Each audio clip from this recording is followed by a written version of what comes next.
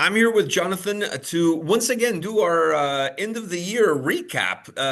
Last year, I think we talked about our favorite albums of the year more so than anything else. This year, I Yeah. thought let's spice things up and talk about some of the biggest stories of 2025. There's definitely quite an assortment of stories. I know you put some together. I put some together. I Yeah. have the list here. I'm going to go through one of mine, one of yours, one of mine, one of yours, and we'll kind of go through all Yeah, of them. we'll trade back and forth. Yeah. Yeah, yeah. But I figure Like a game of we have tennis, to like a game start. of what's gone down in 2025 tennis. Yeah, I don't want to. This is by no means in any order of importance. But having said that, I figure we have to start with Black Sabbath. Yeah, I mean, that's pretty the most important thing Uh, of not just this year, most years. Yeah, and it's interesting because you had the Black Sabbath show, and then a few weeks later, Ozzy passes away. So it's almost like the two things kind of come together as one. Yes, it was almost, yeah, I mean, obviously as sad as it was and as beautiful as the whole thing, as the whole event was, there's something quite poetic about it. And there's something very Ozzy and Black Sabbath about it. Just this, I mean, Sabbath, they started off with this like almost this sense, this real strong sense of doom. What is this that stands before me? And it's just this meeting of your end, and then to have that show, and then to leave us 2 weeks afterwards, it's sad, it's beautiful, it's just everything we love about metal. And yeah, it was just, I mean, I one of my regrets I'll have now for the rest of my living years is that I didn't try hard enough to get tickets I was going to and ask you, go. did you go to Birmingham? Because you're in England, so Yeah, no, I just thought it was going to be it seemed like so much effort for so much money that I didn't really have. And maybe I should have just tried harder because a few people had a bit of luck in the end, and now I like my in the depths of my regret and despair. I just think, well, there's a lesson that where there's a will, there's a way, and I should have, well, obviously I watched the stream, but I mean, to being there, everyone who was there it was just such an deeply emotional event for them. did I watched the stream as well? Did it meet your expectations? Well, I mean, I didn't know what to expect. I mean, like, I just wanted to hear those songs again. I wanted the emotion. I mean, I'm not expecting it to be perfect, but there's perfection in the sense of the timing of it when it was happening, almost like the croaking in Ozzy's voice. It was, I mean, I don't know how to say other than that is exactly how it could have gone, how it was meant to be. And we're analog, we like vinyl with crackle on it. We like things to take on the pattern of time and to express something ancient and this just had all of it, the Sabbath shows. And um I mean, part of me thought I've seen Ozzy and Black Sabbath live when they've been great and when they've not been great, and I thought this could be a debacle, but then when you watch it, it was like, no, it was never going to be a debacle. It was always going to be just something of importance and beauty and power, and it was all of those. I think another interesting story that came out of that was Youngblood. I wasn't familiar with him as an artist, but everybody was talking about the dude following that performance, and his North American tour sold out like in 30 minutes or something. Yeah, I'm one of the few people that don't like his take on changes. I'm really sorry. I just hate everything, don't I? No, I mean, technically it's amazing, and it was a sort of, but I just think like the power of that song is where it's just stripped down and it's raw, and the more you can take out of it, the more you get down to its essence. And I just thought it was given like it's the opposite. Let's just imagine if on his American albums, Johnny Cash had covered changes. Now that would have been amazing. This was not that approach. And I think, you put a lot into it, you put a lot of emotion into it. Technically, it was amazing. But I didn't get the power bit that I got off of Ozzy's changes. And I think sometimes you need to make cover versions your own, and I like cover versions where they completely change it and make it their own. But I don't know. I just, I'm just the only one who doesn't like it. I'm sorry. Do you think there will be another, maybe not in our lifetime, but do you think there will be another Black Sabbath, another Ozzy down the line? No, no, no. There will never be another Black Sabbath, another Ozzy. Just the things that made Sabbath, the things that made Ozzy, and I want to talk about this a bit later on another news story we've got. Those circumstances can never occur again. Whether it's like post-war, with the effect of something post-war, the the different kind of discourse that was going on around that was going around rock and roll at the time. Um, you'll never get those circumstances ever again, and I can't see anyone. You know, I mean, there are artists I think who almost incidentally tap into something elemental, which is what Sabbath did, and there are artists who tap into that kind of elemental nature that Sabbath tapped into. But that's never going to be on the scale and get the kind of worldwide, almost like a kind of a monoculture in a way that we had. It's just no, it's just let's just love what has gone and what it meant, and yeah, maybe some things will get big. I don't know. Some things will happen that refer to the circumstances we're in now these days. But it's never going to be the same. You're never going to get another Sabbath. You're never going to get another Led Zeppelin. You're never going to get another Bowie. It's there'll be something else, and but it will be a a different thing. And I don't know what that is, but no. Can you see another Sabbath arising? No, no. I'm with you. I think there will be other bands, other artists that will perhaps put their fingerprint on their era, if you will. But I think each artist, like there's never going to be another Beatles, right? Like each artist is kind of defined not just by what they have done, but by the time in which they came up and the circumstances surrounding Yeah, that. yeah, but it's also and it's also that culture moves so much more quickly now. Hmm. The speed of and our attention span is different now, and the amount at which things sort of stick around, and when everything's a lot more kind of eclectic now, I guess, and we have much shorter attention spans. You know, you didn't have like video games back then to take everyone's attention away, or social media, or and it's just like the speed at which culture moves and changes and operates is so quick now that it doesn't operate at that kind of speed where like a band like Beatles or the Sabbath, and there's not the media around for it either, for something like that to gain that level of anywhere near that level of traction. So, we're just like this is brilliant, and it's gone. You know what I mean? It's just Hmm. everything feels much more ephemeral now.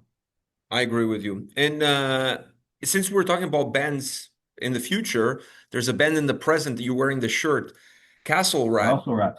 Yeah. Okay, so to you, they're this year's Blood Incantation?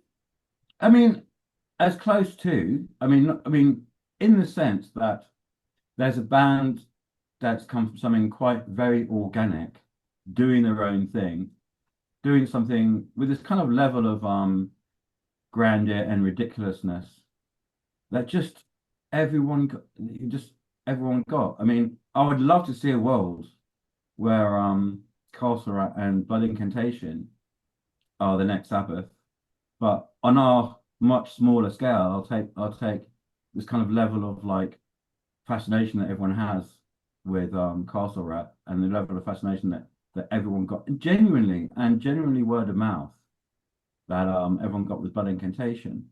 So I remember they played Desert Fest last year in London at the Underworld, and everyone was talking about this band, and you have to see this band, and just you couldn't get in. And then it's like I heard the record, and I saw the pictures of like them dressed as like she's like Riley, aka the Rat Queen. She's dressed like kind of she's kind of like a modern day well, like a modern day like a Red Sonja, and just the level of depth that they go into every detail of what they do is just like you totally buy into it. And the music is just it's so good. It's not even your typical doom. It's got this airiness to it.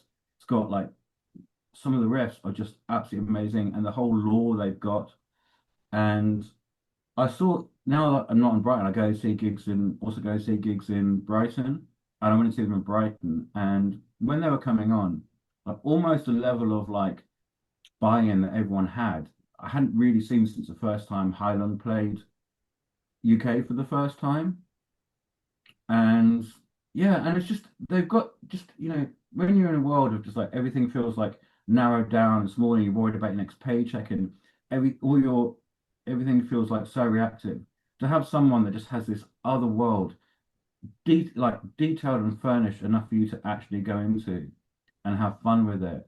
That's the other comparison I had with Blood Incantation. That there seems to be like a real need for it, as well as just upholding like really classic heavy metal values and doing it like with just so well. It's interesting that on your list of things to talk about for 2025, you had the Castle Rat as one of them. That one didn't surprise me. What surprised me is what you consider to be daddycore. Sorry, The band. baddiecore. I meant baddiecore. So, Okay, okay. I was like which is daddycore. a whole different thing. Somebody that has some daddy issues that I'm not aware of, No, there but is a thing called dad. No, there is a thing called dadcore, which is basically stuff that your dad likes, like Five Finger Death Punch, or more stuff that yeah, my your son dad. calls it divorced dad rock. Yeah. That's, I mean, Five Finger Death Punch is definitely divorced dad rock. Yeah, Um, them, who Three has Days like Grace, uh, Three Doors your dad who Down. has like a whole set of guns. Uh, it's very guns, God's religion, and voted for Trump, and still doesn't yet admit that he regrets it. That's Five Finger Death Punch. Um, Yeah, yeah. so So I meant Baddiecore, which is a whole okay, different thing. Bodycore. Okay. Yeah. But you So mentioned the popification of metal with bands like President, Dayseeker, I yeah, Prevail. Having said that, the latest I Prevail record is actually pretty heavy. But is this a problem? for me it is. I mean, I love the honesty. yeah. So well, let me explain what Baddiecore is, and it was people who kind of saw Deftones on TikTok and thought and then it's like bands like Sleep Token, um, Bad Omens, Dayseeker, and it's got this kind of R&B feel to it, and I think it's kind of slinky and sexy. So it's kind of like sort of what generation are we now? Are we Gen Z? I don't know what's the latest generation. I honestly I have no clue about that. Yeah. Anyway, but it's the kids today. It's their version of sexy. We probably had like Iggy Pop and what have you, but they've got Vessel, so you know. But yeah, so it's this whole idea of just this kind of like sexy, slinky, slightly dark R&B based music that's all to me utterly sexless. I mean, I don't mind Deftones. I thought the new album was all right, actually. At least it has a bit of ballast to it. But you listen to like, Dayseeker, who are so desperately trying to be um Sleep Token on the new album. President, which is basically musically Sleep Token. It's just like if Sleep Token annoys you, now we're going to really rub your faces on it, and here's President. Um, and also health. which is like I seem to be the only person on the planet who doesn't like health. And it's kind of it's sort of industrial, but again, it has that kind of like slightly limp kind of sense to it. And I remember like, do you remember a band called Future Sound of London? No, no. They were like a techno band, and like an avant-garde techno band in the sort of like in the 90s. And they're actually pretty good. You should check out that album Dead Cities. But they said someone wrote into them and said their music made them feel sexually impotent, and they quite like that. Because they're kind of avant-garde, they're going for this slightly kind of quite queasy feeling. But that's what I get of health. And they call it sort of cum metal. That's what they call their music. And I listened to your album and I thought this isn't cum metal, this is just kind of thin gruel. And so yeah, um it just seems to be that, metal's it's like Animal Farm. It's just getting in league with everything it was supposed to be the answer against.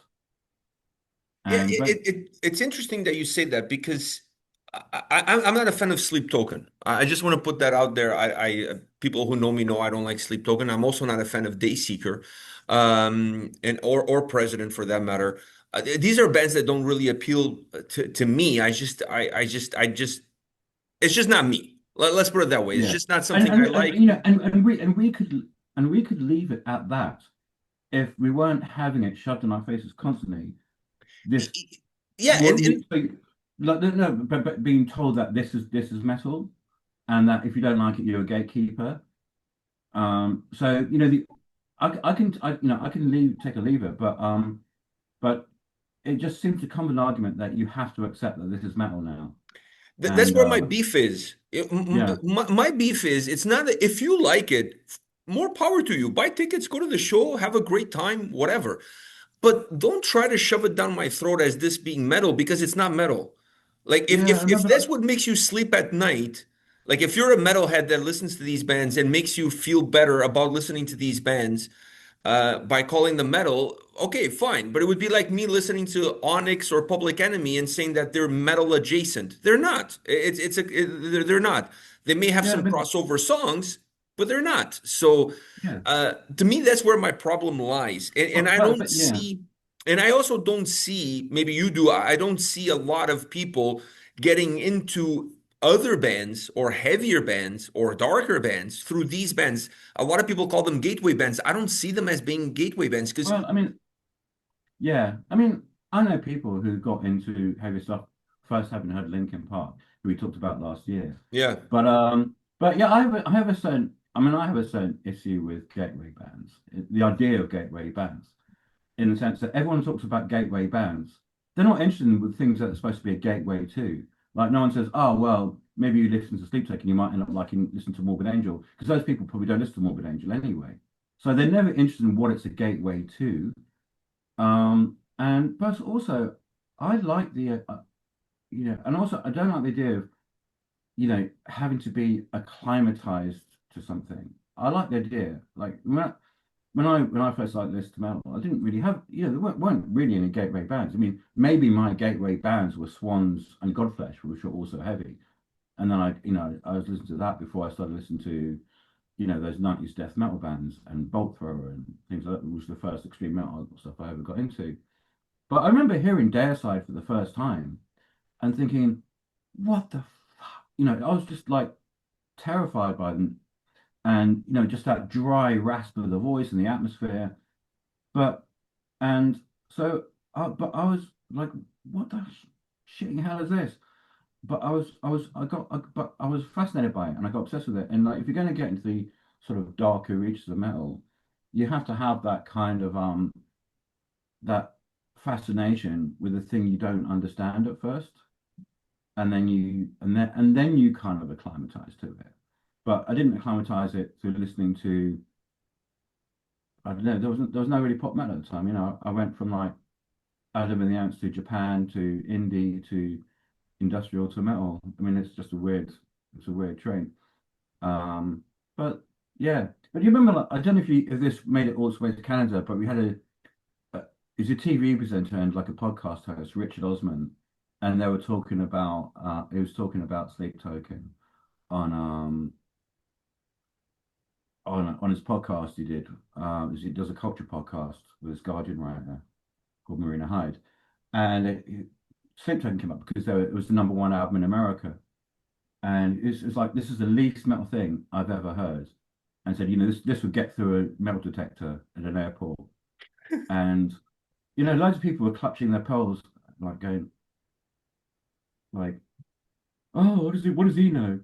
It's just like, but we all have an idea of what metal is. I mean, when they described Jurgen Klopp's Liverpool as playing heavy metal football, they weren't thinking of Sleep Token. That's for sure. Imagine if Liverpool played football like Sleep Token, you know. So I mean, that's so kind of how they've been playing for the last couple of weeks.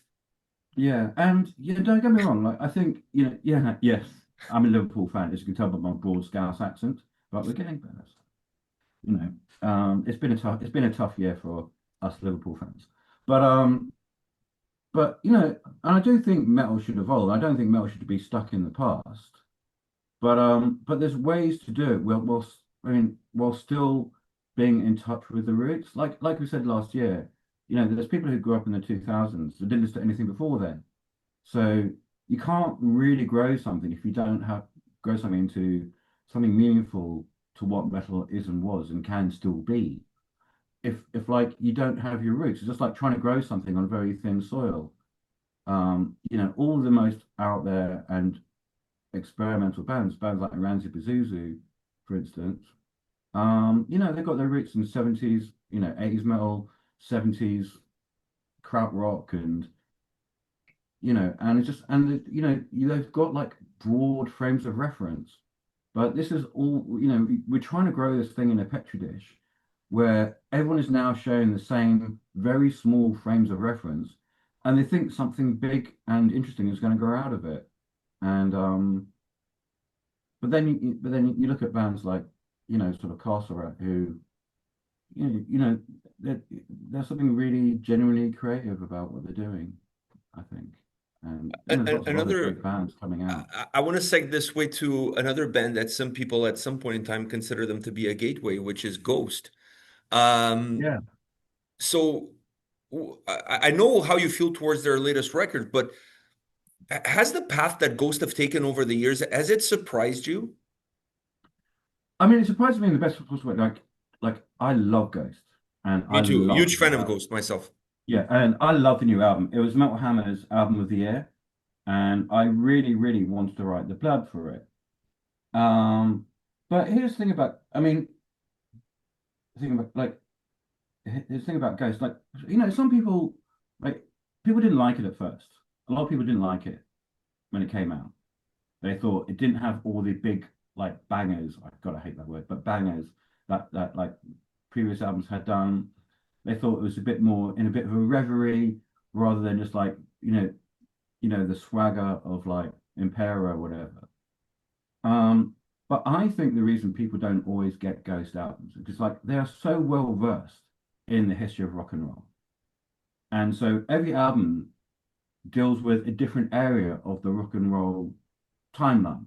It's this one has like more kind of AOR elements. Other ones had like more prog elements. Others had a little bit of ABBA in them. And but because if you've been listening to like a lot of rock and roll and your sense of rock and roll, and you're old like us, then you understand the reference points.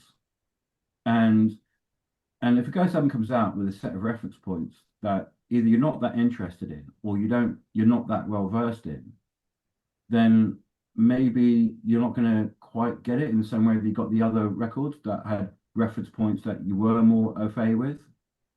Um, but um, but the record surprised me in like the reason I say the record surprised me in the best way is because there's a lot of bands that come out and they start off like really something really special, and then they kind of get caught up in some kind of law of diminishing returns. Like it's never quite as good as the first album.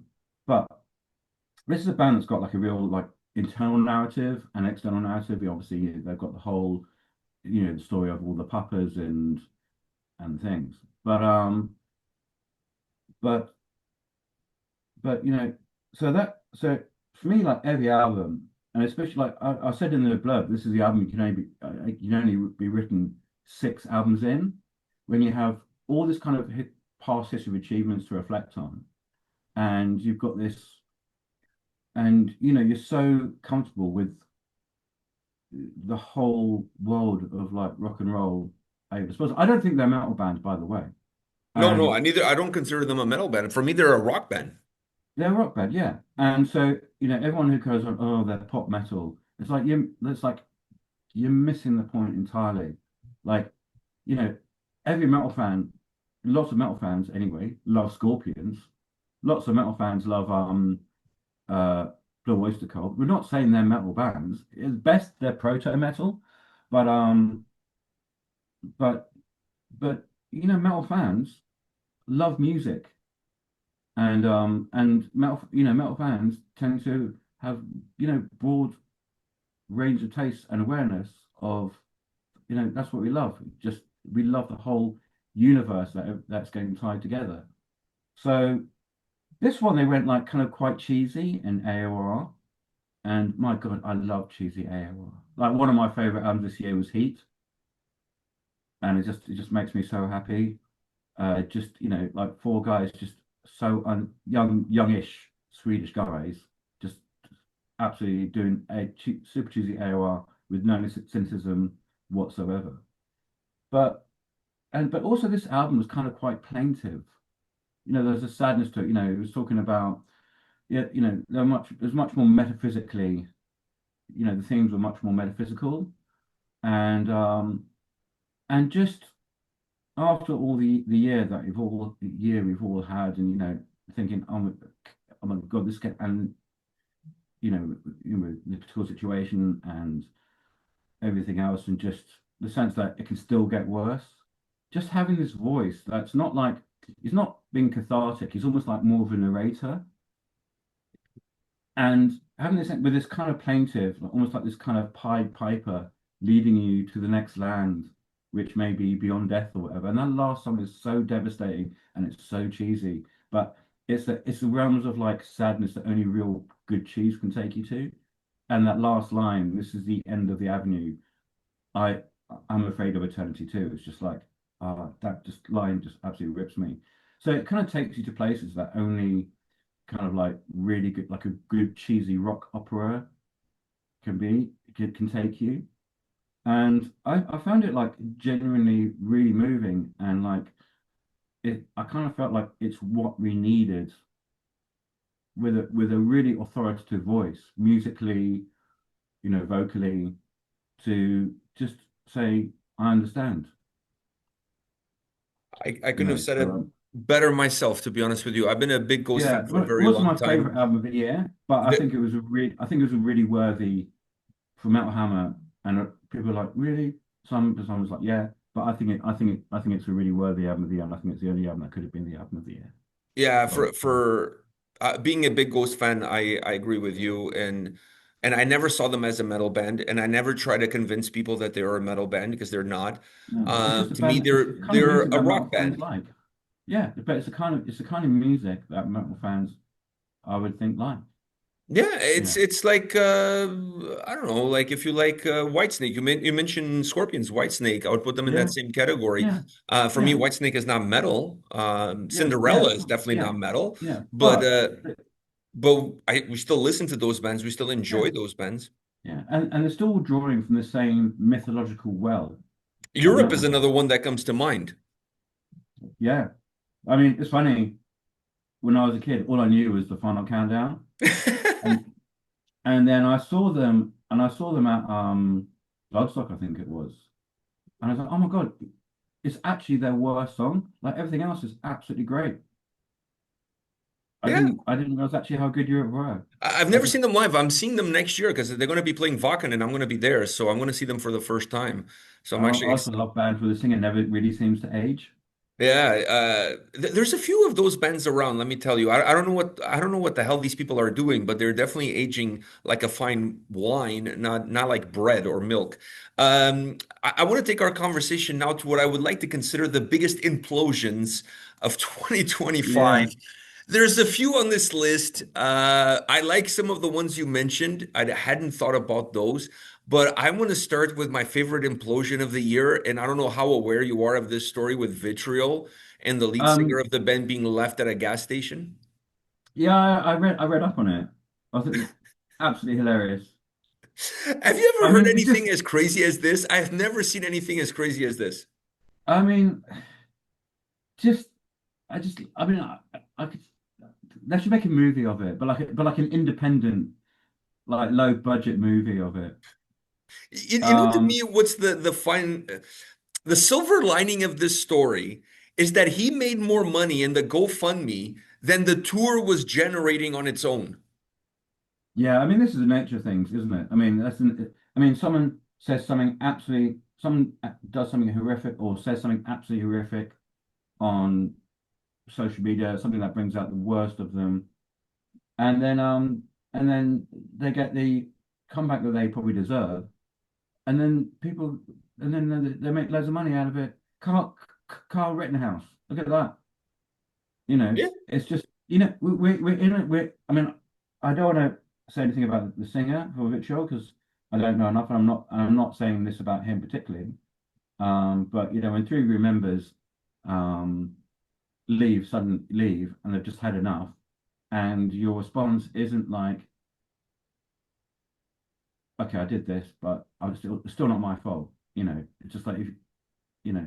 But anyway, we're in a world now where, like, and especially in social media, where, like, everything is geared up to actually remunerate your worst instincts and your worst behavior.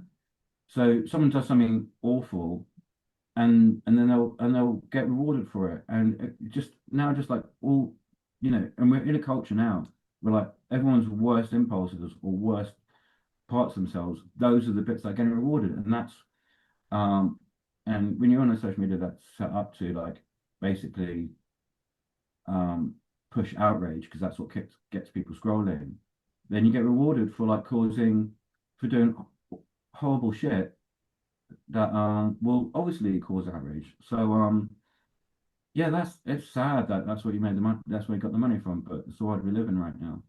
Yeah, it was like when I was watching the story develop, I was talking to a friend of mine who's in the industry 3 days before the guy got left at the gas station, and we were actually talking about the tour and how poorly it was doing in terms of selling tickets, attendance, and all of that stuff.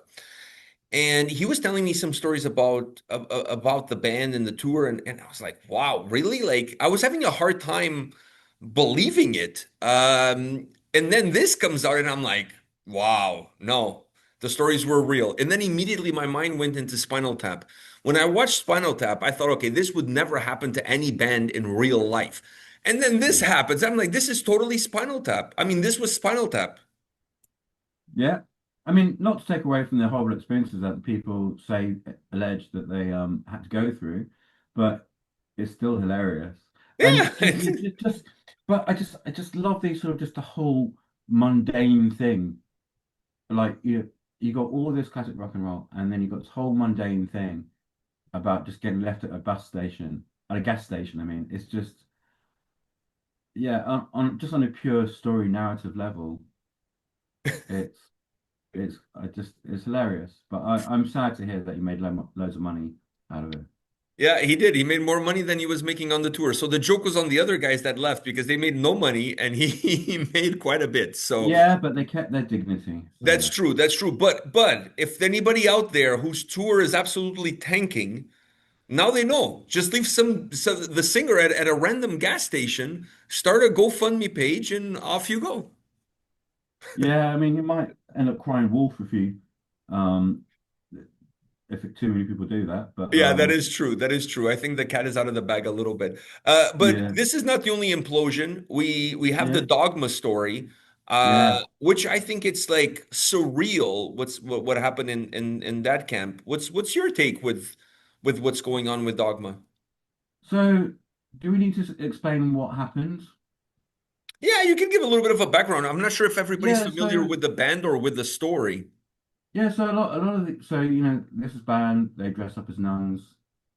They supposedly have this message of sexual liberation. They're kind of like nuns. They're sort of like nuns with corpse paint. And three ex-members came out, and then I think it's like and then it's one woman who was tapped to be the singer. That actually what this was just like it was all been run by this management that was basically saying we can hire you, we can fire you. They weren't getting paid any money. They were taking all the money from the merch, the management, and they're getting paid like what 100 quid for a gig or Mhm. something. So here's this band that's all about kind of like sexual liberation and female sexual liberation. That was actually being run by a malicious Svengali, or allegedly malicious Svengali or Svengalis.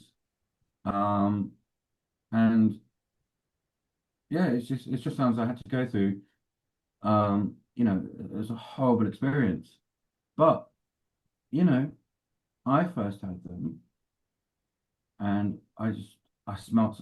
I mean, it's easy for me to say this in retrospect now, but like I just smelt something was really off. Like I just thought this band, their chances, like the whole message wasn't really very coherent, and this wasn't like a living, breathing work of art that Castle Rat or Ghost are. And like when you've been around enough, you can smell out the chances from the genuine artists.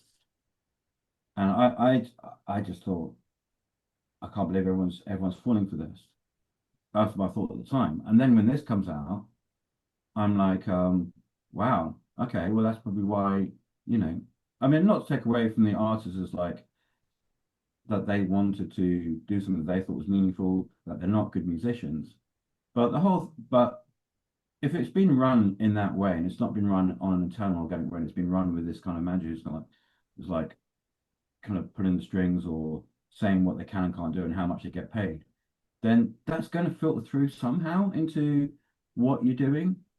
Like, and but everyone just wants the next big thing. So everyone's going, oh, this is the next big thing. And we're not really geared up now towards really looking at anything critically. If something feels like the next big thing, it's just like, right, let's just let's just run with this and see where it takes us. And then sometimes, like in this, you end up you run out of road pretty quickly. And good luck with them in the new project. Hopefully, but also when you come across a band like you know, which club set in, who like whether or not you think they're genuinely black metal or whatever, and I think they're a great band. But you can tell that like everything they've done, they've thought about, the music's absolutely great.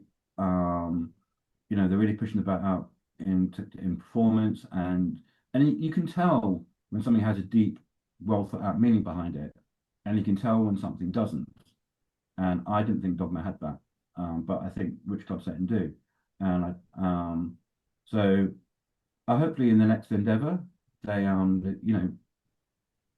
do something that's not that's maybe less calculated, that's less and they all find their voices and create something really good because they're good musicians. I just thought the music The, wasn't the there. crazy thing about these stories is that it doesn't stop other people from joining the band, even though they hear what has happened to people in the band previously. Do you know what I mean? Like, I feel kind of Well, the same. I mean, can Dogma? I mean, the thing is, like, if a band now goes out as Dogma, everyone's going to be like, ooh, you know what I mean? It's going to be weird watching a band thinking like, are they still under the same conditions or whatever? I can't see a band appearing as Dogma now, but Well, they had some performances with new members already. did they? My God! All right. Well, good luck. You I know, just, I I just, mean, maybe there's a lot of things you think like, oh yeah, but this won't happen to me. And maybe there's sometimes a little bit of that mindset because that kind of takes me to another band that had a little bit of an implosion, if you will, which is Cradle of Filth with members departing the band and now suing the band and that kind A of member situation. departing Cradle of Filth. Who's heard of such a thing? It happens Yeah, once every record cycle, it seems. yeah. Like, yeah. Yeah, I mean, you can write a book on the. You can write a book on the like if you go on Wiki, if you go on like metalarchives.com and just look at the past members as like a directory of uh But you think some people get into these bands knowing that it's going to be problematic, but they want to get into them so that they can build their own portfolio, their own resume, and perhaps like springboard off of it? I don't know. I think all the members of Cradle of Filth, they've all come from somewhere. And everyone knows that that Danny is the he runs the band and he's like the He master is Cradle champion. of Filth at the end of the day. But yeah, in the sense that the same way with Megadeth, everyone The knows same thing with it. Tobias and Ghost. Yeah, but no one's ever complained about working for Ghost.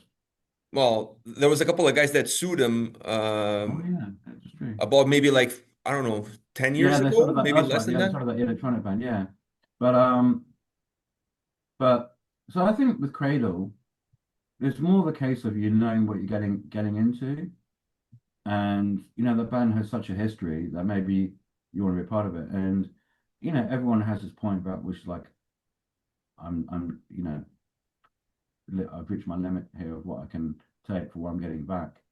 But I think people know kind of what they're getting into with creative, and that's not saying anything about how Danny runs the bank, 'cause I don't really know. Um, but I think it's not quite the same as like a new band like Dogma when this is your No, first it's a opportunity. different it's a different set of circumstances. That is for sure. Yeah, Another band that I want to talk about, it's Disturbed. You put it on your list. Um, yeah. it's an interesting one for me. I'm from the mindset that you should never mix politics with your art unless your art is political to begin with. So when I look at Rage Against the Machine, for example, there's something that comes along with it. When I listen to Rage Against the Machine, their songs are political. Their songs are politically driven. There's a message there. There's something that they want to use their art as a way to reach an audience and spread their message, regardless if you agree with the message or not. That's a different story. But if you're a band like Disturbed, where you're down with the sickness or not, I think it seems a little silly to go down a political rabbit hole and then kind of being upset with the backlash that comes from it. I don't know. Well, I mean, the thing is, like, he didn't get a backlash when they played live recently with with when they toured with Megadeth. Like, by all accounts, everyone was absolutely loving it. But I do want to talk about why he got booed at Back to the Beginning, and this is really important. But it shows like the different reactions. Just shows how how we have like such split cultures in metal, and obviously like But the band itself has always been very polarizing too. So you add that to the mixture as well. But there is yeah, a split in cultures in metal. I agree with you. yeah. But here's the thing: so you're playing Back to the Beginning, right? And you've signed bombs that were launched at Palestinians. That's the fact. So, but I mean, it's so inappropriate for the final Black Sabbath show. You know, bearing in mind that this is a band that came out of, that wouldn't exist without that came from like uh, you know, a Birmingham that was still recovering from being bombed themselves in the Second World War. The place was bombed to fuck. And and that's and you know, Black Sabbath wouldn't exist without that background. So that's one thing. The other thing is that they were a company with a completely working class background. They were the voice of the downtrodden. Kind of like not so much rising up, but just expressing itself. And here you have a guy who signed bombs that were launched at Palestinians at a Black Sabbath gig. It's just to even play there when you've done that is so. I find it's like it's almost an insult and misunderstanding of everything Black Sabbath were about. I know, but And whose fault is it? well, maybe certain people had certain sympathies with their general view of Israel. I don't know. I don't know. But anyway, to book, I mean, I don't know who booked. I'm not going to say anything about who, but I don't know who booked them. And but I just think that the whether you're conscious of these specific facts I've just laid out, when you're there and there's a guy who assigned bombs that were launched at Palestinians, in that atmosphere, when you're really celebrating as well, it's just instinctively you know something's off. So I'm not surprised that they got booed back to the beginning. It's just the inappropriateness of them there, considering the history of Black Sabbath, um, and what they stood for. It's just it was glaring, I thought. I So don't know if you saw the news, but they were removed from some festival lineups as well due to public outcry, for lack of a better term. I mean, somebody may say that they've been canceled, whatever. And obviously they announced now that they're going to take a hiatus. They're taking some time to reflect and whatnot. Um, I always feel that like I said earlier, it's a fine line between the world of the art that you create, the artist that you are, and then who you are as an individual and your own beliefs and the way you see the world.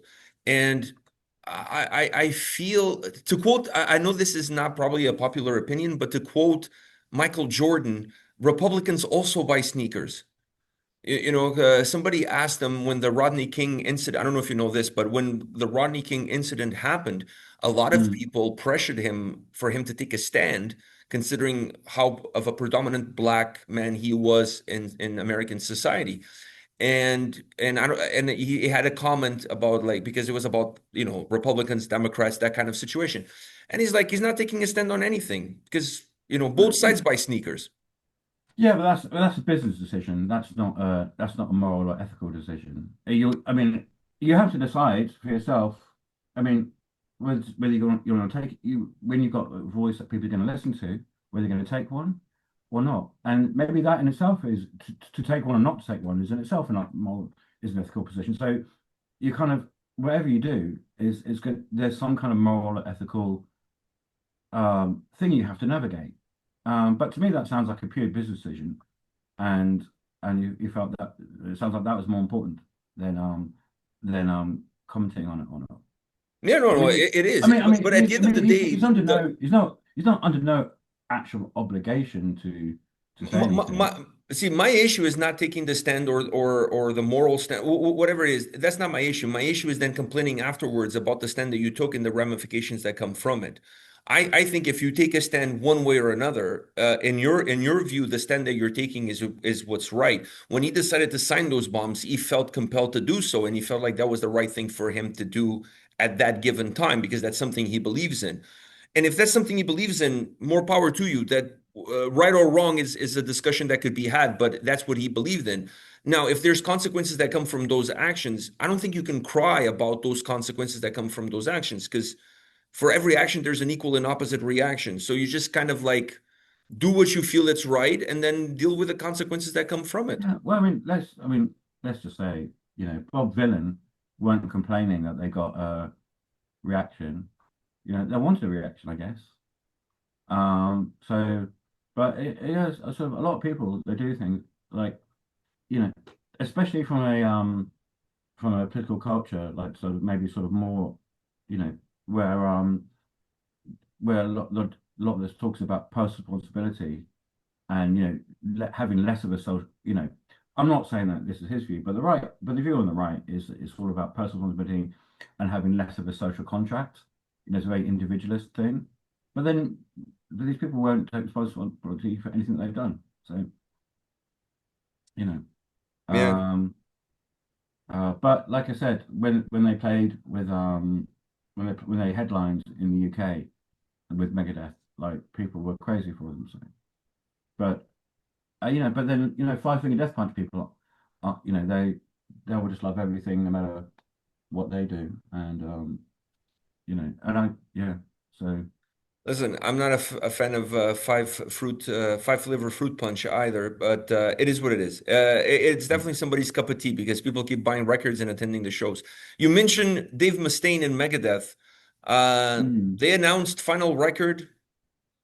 Is it really going to be their final record? Do you think so? yeah, I think so. Um, yeah, I mean, I think it's a good time. I mean, having heard the record, I think they should have um, finished earlier. It's just, I just think, I think they kind of like he has a really good band around him, like really technically good band. But I just think, like it's good to know when you sort of your time, it's good to know when to just stop. And I think they sort of run out of steam a little bit. Like I haven't seen him like have a really engaged live show for a long time. I didn't think the new album was particularly, it was even that engaged, to be honest. It just, I didn't really, I wasn't a big fan of the last album. It just sounded like he was having to read through the lyrics before actually singing them. I think, I think he's technically an okay vocalist, but I just think you can't put any drama into the vocals these days. And so yeah, I just think it's a good time for them to rather just continue like going on and just I think it's a good time for them to end. I think he was fueled by Metallica, and eventually that fuel has run out. Yeah, he's had a lot of things happening in his own personal life that it's kind of changed the Dave Mustaine of old versus the Dave Mustaine of now. There's even certain songs that he won't perform live anymore because of the lyrical content of the songs that he no longer believes in. Hmm. So I I feel like it's a ship that has sailed, and I agree with you. I saw them in their heyday with what I consider to be their best lineup ever when they released Rust in Peace. And I've seen them recently, not the same vibe, I must say. Yeah, But but I always thought they were kind of weird for a thrash band. Like, that first album, obviously you've just left Metallica, you're saying, well, I could do this. But the first album was doing loads of different things. And it was like, for me, like thrash was really just focusing on this kind of paranoia that we all had in the 80s. Like I had this epiphany about thrash, well, not a while back, when I was at Terrorizer magazine and we were doing a thrash special, and I had to write the intro for our thrash special. And so I remember growing up in the 80s in the fear of nuclear war. Like in America, you had the day after the movie. In England, we had Threads.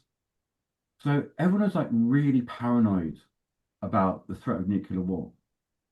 And like me and my sister, every time we heard anything that sounded like a siren, we were like, shit, it's a nuclear sirens. So you're constantly on the alert. You're constantly like tensing up. And for me, those taut, choppy thrash riffs is a physical analog of that. Constantly tensing, tensing, tensing, like constantly alert. What's going on? What's going on? So I just thought. So for me, thrash could only have come out of that era when you're constantly on the alert, like constantly in fear, constantly bracing yourself. And that's what thrash riffs sound like to me. It's a physical embodiment of that. And so the really great thrash bands always like had something really primal about this, just literally this primal sort of serotonin burst or whatever or adrenaline burst of fear and paranoia that Metallica absolutely had, and loads of all the German bands had. mhm. But when Megadeth come out, and he's obviously right. Well, I'll be kicked out of Megadeth. I'm going to show you what I can do. And the first album, there's lots of different things going on in it, but it's not zeroing in on that essence of what I always thought thrash was. And then there was a lot of kind of like neoclassical metal being mixed into it. Mhm. So I don't mind Megadeth, but I never liked them in the way that I like thrash bands. It didn't do for me what thrash bands do for me, which is this kind of like crazy edge of apocalypse fervor. and where it's just everything is just like so taut and tight and primal. So I didn't get everything out of them. I wanted to have a thrash band, and I didn't really get anything I wanted out of like a classic Ridley classic metal band. It was something maybe I got a bit of that, quite a bit of that, but it's always like somewhere in between the two. So I've always been, and I never really liked that kind of that smeary 14-year-old. Well, teacher made me do this kind of voice he puts on either. So I've always actually been, and I love thrash metal. It's just like, but I've always been a bit ambivalent. I'm never quite sure how to take Megadeth, and I don't dislike them, but I've always had this ambivalence about them personally. And to finish our conversation, let's talk about Vatain, because you mentioned to me that Vatain has announced or is announcing their impending split. I haven't heard anything. Are they splitting? Yeah, they're gonna do one more album, one more tour, I think. Really? Yeah, I was really shocked. Yeah, Didn't see that coming. no, especially since when last time I interviewed Eric, he said he could see us doing this for forever. But you know, having said that, they do have a flair for the dramatic. That is So true. I mean, I mean, those final shows are going to be something else. Like I just have this thing that every special show they do, I'm not hot for over to Sweden for the I can't like I went to the 10th anniversary show. I went to the launch for the World Hunt. I went to the launch for Wolf Tried and Eclipse. I went to the 25th anniversary show in Uppsala, and it's going to be yeah, it's going to be like it's really going to feel like a pilgrimage to see their final show. I mean, I should have done that for Black Sabbath to be fair, but I'll definitely be flying to Europe to see them because they don't tour in North America anymore. So I'll have to find out once tours get announced and dates and stuff like that. yeah. And I'll definitely be making my trek to Europe to go see them because the last time I saw them was in 2019. They played Heavy Montreal in Canada in Montreal. And they played one of the smaller sets at Heavy, one of the smaller stages at Heavy Montreal, and it's in the middle of the whole festival is in an island. The island is in the middle of a river that cuts through Montreal. And the two main stages are really big and in an open space, but then they have two smaller stages that are in the middle of the woods. So to see Vatain at like 9 o'clock closer to maybe 10 o'clock at night. So it was dark. To see Well, them they won't play in daylight, outdoors in no, yeah, daylight. yeah. It was dark. And to see them in the middle of a small little stage in the middle of the woods in the dark, like it was just so Vatain, the whole experience. It was really mesmerizing. It really felt like you were a part of this like cult or like you know what I mean? Like this illegal underground cult that somehow you found out where Mm. it was happening and somebody gave you directions and you made it to the forest and now you're witnessing this experience. It fucking blew my mind. It was amazing. So Yeah, and musically, like people, people this doesn't really get said enough, but musically there's such a beauty in what they do. Like some of the riffs are absolutely beautiful, and yeah, there's a sense of like this kind of sense of vastness beyond this kind of dark vastness beyond that is infiltrates itself as every way through the music. And when they played Inferno and the whole dynamic of the set of like starting off with the more feral songs, going gradually more atmospheric and ending on Waters of Aim, and then it was just such an incredible, beautiful journey. But that's the thing, their whole thing is about a journey. They rode on, and it is about a journey into I don't know the dark recesses, the beyond, whatever. And sometimes you're going to reach the edge of the beyond, um, and in the same way that Ghosted on that final track. I know I was going to say you're coming full circle now with that ghost comment there at the end. Yeah, yeah, yeah. Leave it And to a I mean, journalist to wrap it up so nicely. yeah, yeah, yeah. It's all ends in death, guys and gals. I love it. Jonathan, as always, it's a pleasure to see you. Yeah, It's a always my pleasure to favorite talk to time of the you. year. I love doing these videos at the end of the year. We need to convince Inferno to give us a slot at one of their panels, just me and you. Yeah, we were gonna do me and Gunnar Sauerman were going to do a live podcast from the Inferno, the official hotel, and but it's a year that it got cancelled for COVID, and we're going to start at 1 o'clock, and we were going to do like it was my idea. I said, right, okay, we have to do it like for 49 minutes exactly. So every podcast ends at 13:49,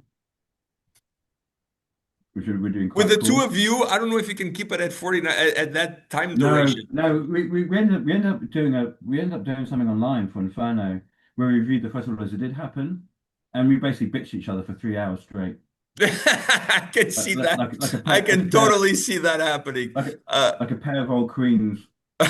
You know, yeah, well, that was look quite at the fun. panel that we did this year. I mean, like, it's hard to keep us all in control. Yeah, yeah, It yeah, really yeah, is. It really is. I don't yeah, care who the moderator is. They're gonna have a hell of a time to keep us on schedule. yeah, yeah. Some and gonna even grim about everything that I am. So just like it's Yeah. yeah, Well, I'll be seeing you at Inferno. I'm looking forward yeah. to next year's Inferno. Great lineup. There's a bunch of great bands, so I'm looking forward to seeing you and hanging out there. Thank you, as always, for taking the time to do this with me. Oh no, it's always just an absolute pleasure. I've always, I hope this is another thing. It's like I always, I enjoyed the last one, and I was really looking forward to this. And Thank you, Jonathan. All the best. all right, take care. Till next time.